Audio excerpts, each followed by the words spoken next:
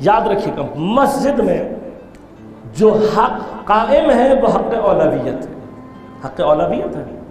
صرف وہ جگہ جہاں پر کسی کے حق اولویت کی وجہ سے نماز جماعت میں خلل آتا ہو وہاں پر آپ کو حق حاصل ہے کہ آپ اس کو ریکویسٹ کر لیں کہ بھائی آپ یہاں سے ہٹ جائیں۔ مثلا شخص ہے،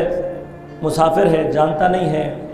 4 رکعتی نماز میں پہلی صف کے درمیان میں کھڑا ہوا ہے۔ اب اگر آپ جانتے ہیں کہ یہ شخص مسافر ہے اور آپ کو پتہ ہے کہ دوسری رکعت کے بعد اس سے متصل افراد کی نماز جماعت کی خراب ہو سکتی ہے تو اب آپ اس سے ریکویسٹ کر سکتے ہیں، چون اس لیے کہ 2 حق یہاں پہ ٹکرا رہے ہیں اور نماز جماعت پڑھنے کا حق اولویت سے افضل ہے، لہذا آپ اس سے درخواست کر سکتے ہیں کہ آپ آخری کنارے پر یا ذرا سا پیچھے آ کر کھڑے ہو جائیں، جس سے اتصال۔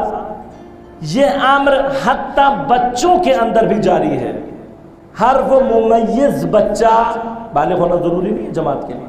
جماعت کے حکم میں ممیز یعنی ایسا بچہ جو صحیح اور غلط کی اور نماز پڑھنے کی تمیز سمجھتا ہے اور صحیح نماز ادا کر سکتا ہے، وہ نماز کو اتصال دے دیتا ہے، اس سے اتصال ہو جاتا ہے نماز کا۔ صرف وہ بچے کہ جن کو نماز پڑھنی نہ آتی ہو یا اتنے چھوٹے ہوں کہ تمیز نہ دے سکتے ہوں، وہ بچے ایسے ہیں کہ جن کو اگر ایک ساتھ لائن میں اتنے تعداد میں کھڑے ہو جائیں کہ اتصال باقی نہ رہ سکے، ان تمام قیود کے ساتھ ہم نے ایک ذہن میں تصور کر لیا کہ جہاں 4 بچے کھڑے ہوں گے وہاں نماز ختم ہو جائے گی، ایسا نہیں ہے، چونکہ ان بچوں کے لیے جو بالغ نہیں ہیں ان کے لیے نماز ہے نہیں۔